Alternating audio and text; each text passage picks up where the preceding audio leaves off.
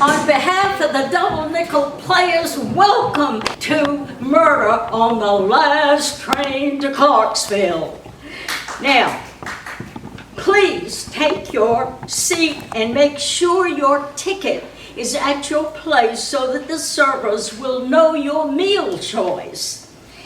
After you've enjoyed your salad, Act 1 will transport you back to 1965 and the Clarksville train station. Oh my goodness, they are getting excited there. There's a crowd forming to meet the last train of the day. Excitement is building as friends wait for classmates arriving for the 40th reunion of the Clarksville High School class of 25.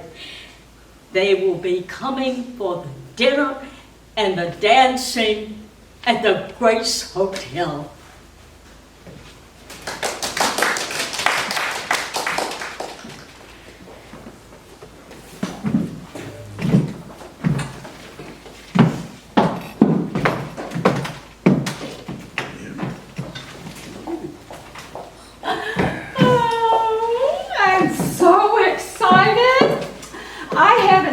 My high school friend, my best friend, in so many years. Oh, you remember Bobby?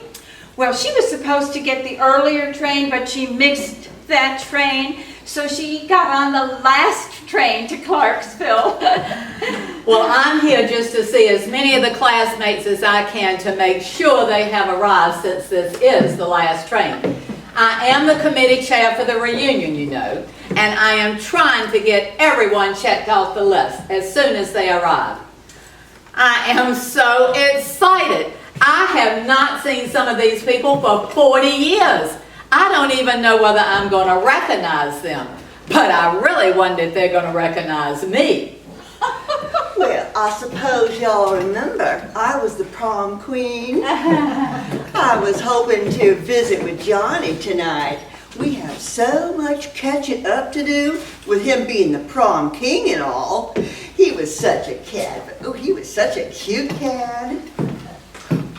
Oh, I thought I was going to be late. I was waiting for Elwood, and he was nowhere to be found as usual. Oh, I am so nervous. I haven't seen my boyfriend Horace in 20 years. His wife passed away, and with my Henry gone, we've been writing to each other. I don't know where it will lead, but I do know I cannot wait for the reunion and dancing at the Grace Hotel where we had our class prom. Oh, are you here to see anyone from the class reunion? Oh, no. I'm here to pick up my granddaughter. She's visiting me this weekend from Richmond for my birthday. Oh. She's got a great job with the phone company, don't you know? She's a long-distance operator. I told her she's going to be able to make it a great career. They'll always need long-distance operators. I'm sure you're so proud of her. Are you here to meet someone from our class? No, I'm just here to pick up chicks. I got some Rhode Island Reds coming in, and I got to get them back to the farm, get changed, and get back in here because I'm tending bar at y'all's reunion tonight. Now, what's that snoopy report on Nita Scoop doing here meeting the train? Oh, Veronica! I didn't expect to see you here. And why not? Well, I didn't take you for a celebrity hound.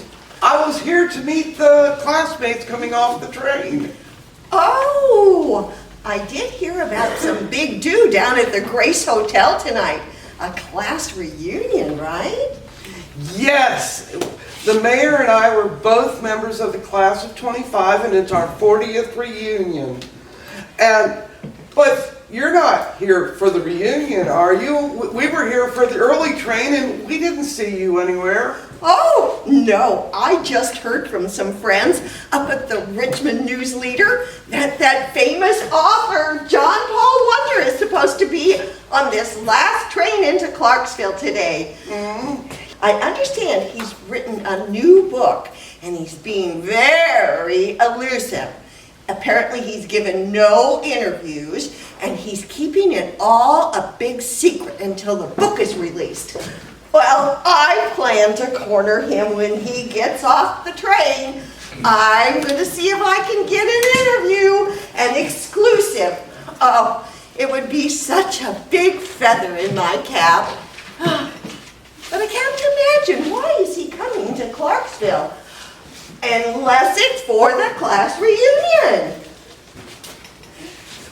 Did you know him? Well, I knew of him. Everyone knew JP. It was a small class, but he was only there for the last 2 years of high school. Yes, everyone knew JP. Oh, John Paul Wonder. Well, I can't imagine that he's writing anything about sleepy little Clarksville.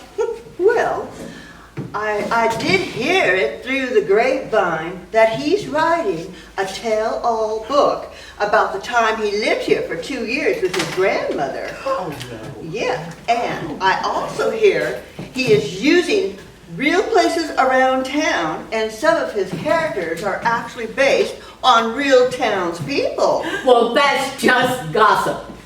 Johnny wouldn't dare write about the scandals of this class. He caused most of them. First of all, Amy's disappearance to her aunt's house, and then poor Bobby almost having a nervous breakdown after her near drowning, which he caused. Some things he did are just left best to die. Well, I did hear that he was quite the playboy in his day. Well, I don't wish him bad luck with his book, but I never did like the guy, and I heard back in the day he swindled Hooch. I mean, Darren, now that he's big shot on the NASCAR circuit. And if he backs out of this new deal, the Daytona race car deal, it'll ruin Darren this time. Oh, well, I mean, all the girls were just crazy about Johnny. He was so good looking driving around in that little fancy red car of his.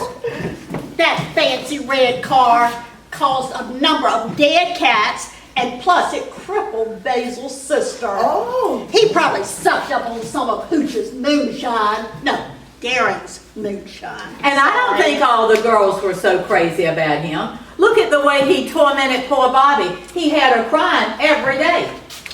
Well, don't believe all the things you've heard about him.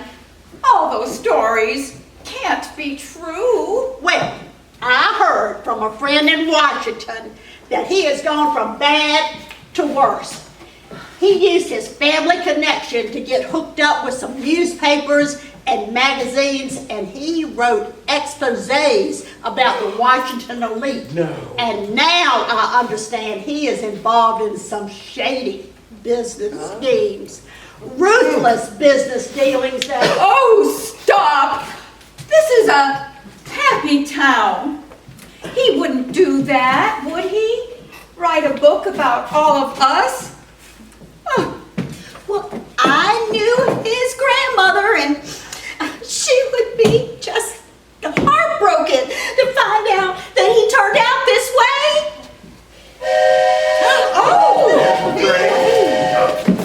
Excuse me, ladies, I gotta get my chickens. See y'all tonight. Oh, here's the train. Wherever is the mayor? I'm here. Oh. I'm here. Where have you been? I just spent the last couple of hours trying to get old Gladys Thompson. Tell her our car is ready down our shop, but the line was all tied up. I just got finished talking with her. Wow, that nosy reporter, Anita Scoop, she's been getting all the gossip of when Johnny Wonder used to live in town. Well, that's a damn shame he decided to come to the reunion, and I don't have time for him. That Miss Gross is coming in on the train, That's right. and I hear she has investors interested in Clarksville. Well, I'd use stronger words, but being a good Christian woman, I can't. But if that Johnny Wonder is writing a tell-all book, it's going to stir up a hornet's nest, and it'll scare investors off us for a generation. Mary Gross. Nice to meet you. Could you direct me to the Hotel Grace? I will be happy to do that as soon as I get everybody checked off this list. I'm going there and will be glad to take you. Why, thank you, how kind. Miss Rose. Yes. Hello. I'm Mayor Trudeau. Please call me Elwood. I wonder if I could come by later this evening and talk to you about our wonderful town and smart investments to be made.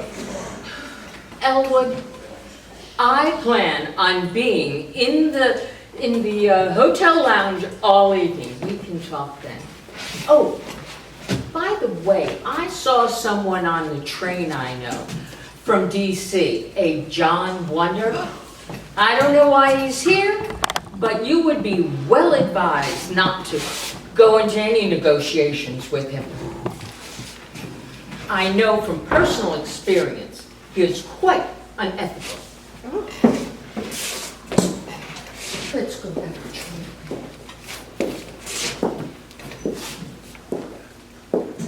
I thought the Durham station would be larger than this.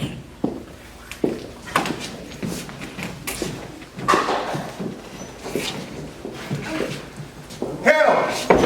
Please help! You must get the police. There's a dead man on the train. What?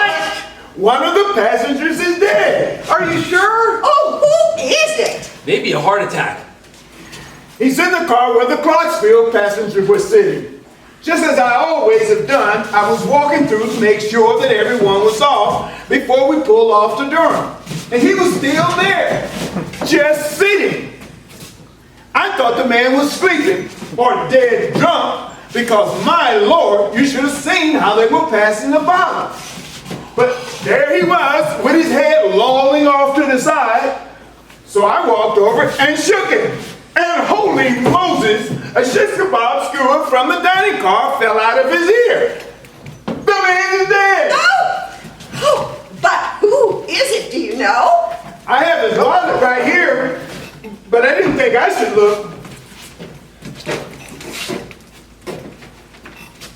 It's Johnny! Oh! Pull yourself together, woman. Do you think it was suicide? With a skewer in his ear? Right. Run, call Dr. Phillips and tell him I need him down here immediately. And where do you think you're going? This is my big chance, an exclusive. Oh, it's sure to get me that job at the Richmond News Leader. You can't go on that train. It's a crime scene. Go back to your office and keep this to yourself. I'll tell you when there's something to report. Now, what am I going to do? All right, well, Dr. Phillips is the undertaker and the county coroner. But what am I going to do? I've got a one-man police department, and that one man is recovering after falling off a roof trying to rescue a damn cat. I have no police in town. Well, sir, we've got to get this train moving. I got to report back to the engineer. We've got mail to deliver, and there's 30 passengers going to Durham. Now, how are we going to explain this train just standing still? Well, I don't know. I've never had to deal with a corpse on a train before, have I? Hey, can you unhook the car with the dead guy in it and leave it on the track till the police can get here? And give me a list of those same people who are on that car so they can be questioned.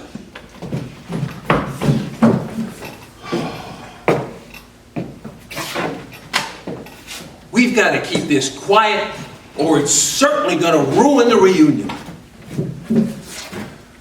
Already did for old Johnny. Just surprised it didn't happen years ago.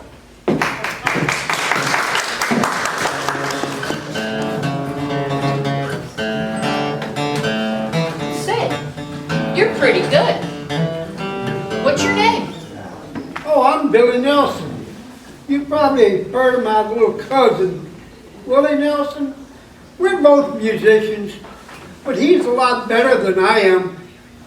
I was supposed to play a gig in Durham tonight, but I got off of the train too soon. You thought this was Durham? Well, yeah,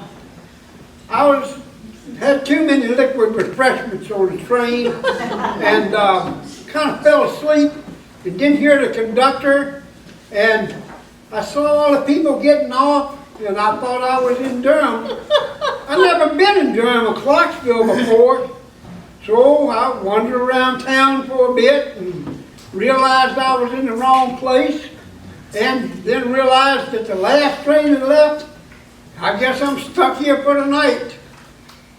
You here for the reunion? Oh, no, I'm in commercial real estate. I have a business deal. Well, good luck with that. I guess I'm gonna have to find something to do in this little town and make the best of my stay already. Well, good luck with that. Yeah. Yeah.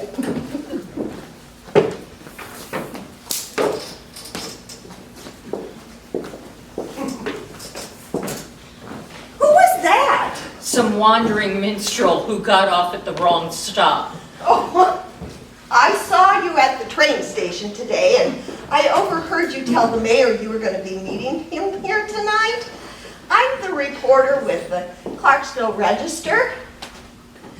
I wondered if I could ask you some questions about the big business deal you're working on, why you're in Clarksville. It would make a great story for my paper. I would love to. First of all, my name is Mary Hashadit Gross, H-A-S-H-A-D-I-T.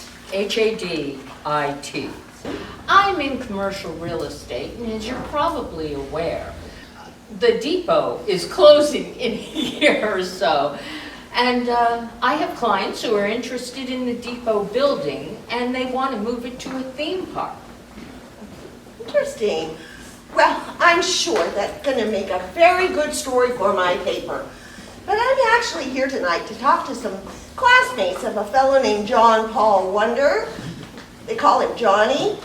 I heard he's writing a book about the time that he lived here in Clarksville, and I want to see how they feel about it. You were on the train with them this afternoon. Did you hear anything about the book, I mean? I know nothing about that. Oh.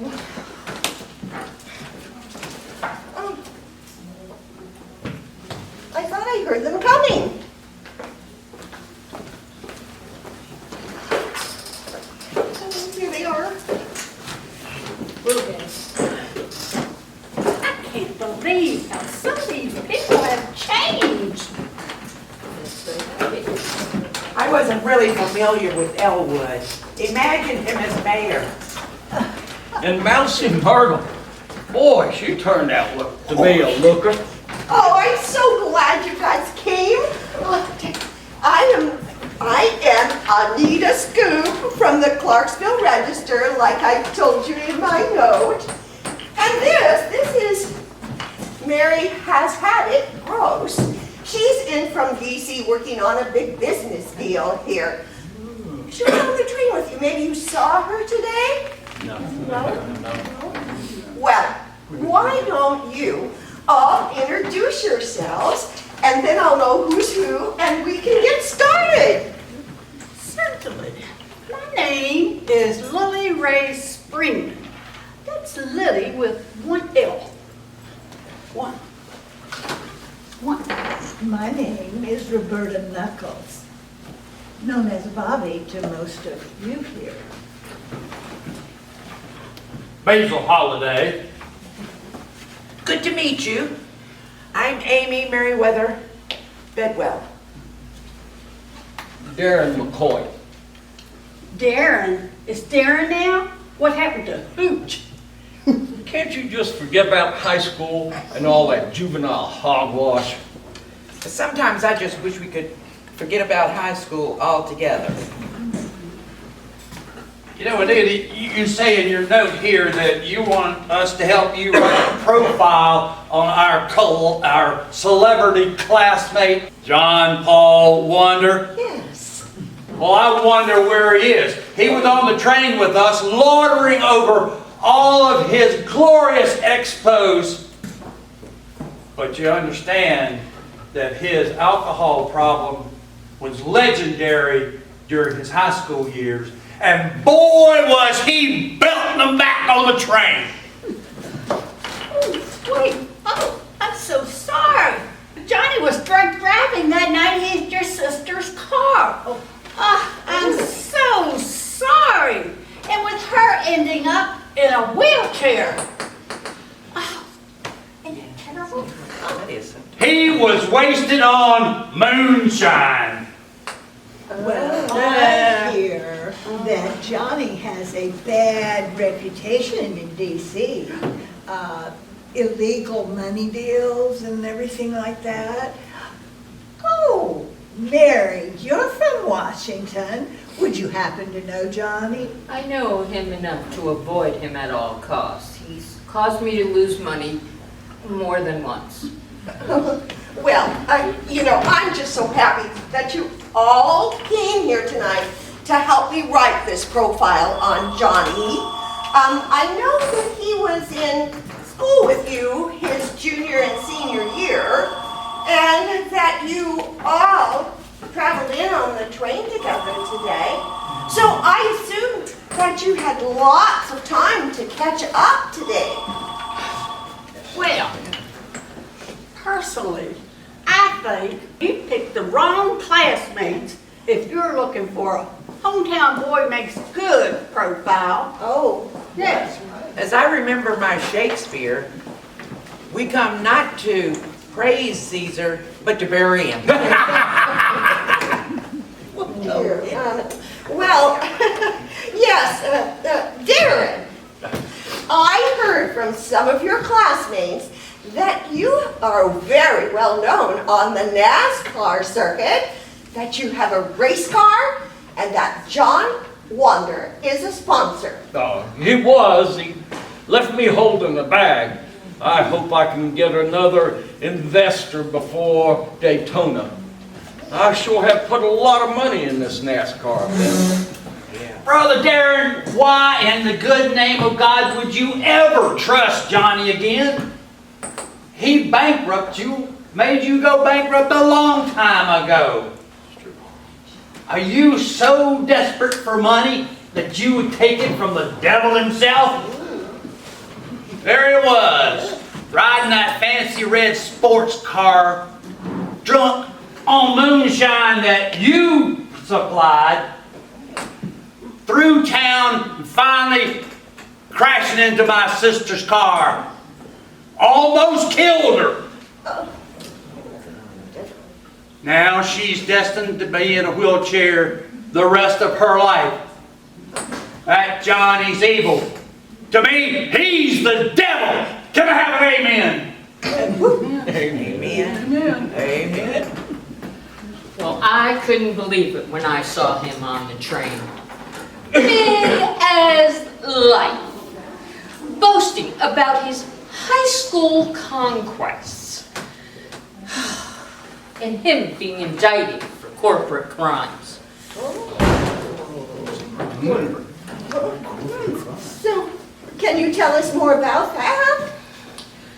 Well, I suppose it hasn't made the local papers, considering their higher profile corporate Washington crimes. But, yep, he's in a bit of legal trouble.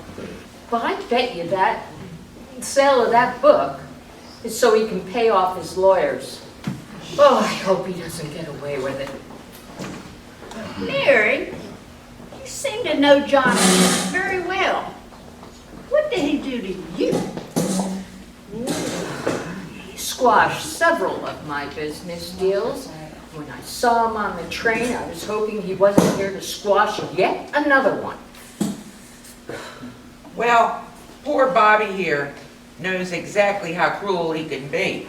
You were the smartest person in our class, and he continually hurled insult after insult at you. He even laughed at her hand-me-down prom dress. Well, I must admit, I did gloat a bit when I heard of his legal problems. The accounting firm I head up is well aware of his case. I knew Johnny didn't like me in high school. It was because I made better grades than he did. And if I had wanted to, I could have knocked that prom king crown right off his head with the secrets I knew.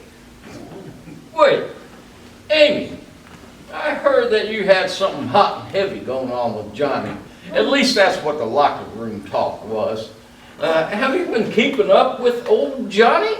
Or maybe your aunt in Asheville has? Oh, I'll have you to know, for your information, I have had a successful career as a nurse in the Army. That's Major Bedwell. When I look in your eyes, I forget everything. It's Sergeant Major Bedwell to you. Well, personally, I think anyone who writes a tell-all book about his classmates is low class and certainly does not deserve a profile in the local newspaper. That's true. Oh, dear. Oh, yeah. I just assumed that you all knew that I needed your story so that I could write a well-rounded obituary tomorrow. Well, I assumed you knew that John Wonder was murdered on the train.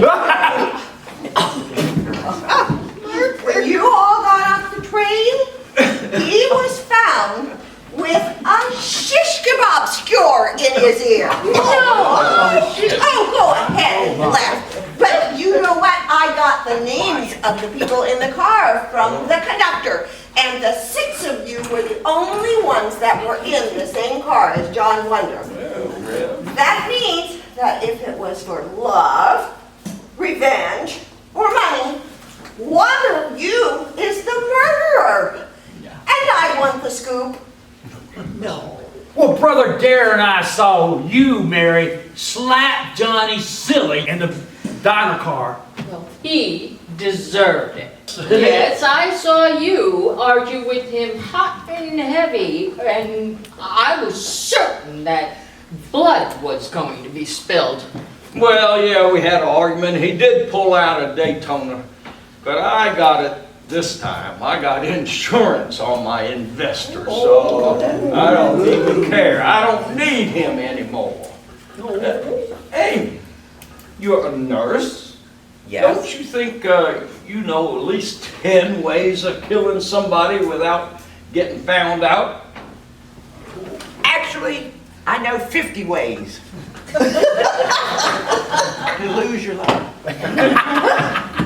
So, Was it your lover? that just slipped out of Freudian. I wouldn't kill anybody. I'm a nurse. Lily, I saw your face when Johnny accidentally said something about your jewels were just as fake as those beds y'all pawned off on the Army. So what have you got to say? Because your look could killed. Your look could have killed him. No, that's not what it was. I heard, this is what I heard when I went in the car. You heard. I heard Johnny say to Bobby that she finally got a little class tour, but she was still a stuck-up snob. Whoa. Oh, well, Basil. You know, Basil has always preached to us that Johnny was going to hell for his sins. Perhaps he just sped his journey along a little. Don't you see what's going on here, guys? The 3 or 4 of us grew up together. But we have an outsider that's not local. Oh, for heaven's sakes. And I hear from the people in D.C. and the National Enquirer, there's this secret group of conservative liberals that hire hit people to knock people off. And I think you did this dastardly deed in our lovely little town. Oh, forever. That's hilarious. I'm out of here. No, you sit down. I've got all I need. What's the commotion? What in the world is going on here? I gotta hear you all the way out in the ballroom. Well, Mayor, it's time for us to unmask a killer. I think you better call Officer Dithers. Officer Dithers is out with a broken leg. Oh.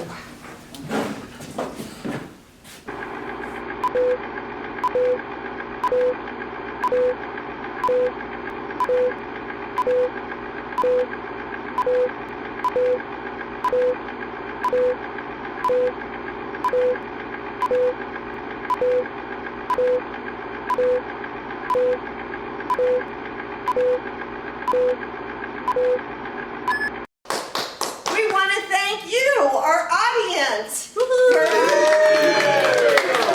us and for helping us solve this dastardly murder.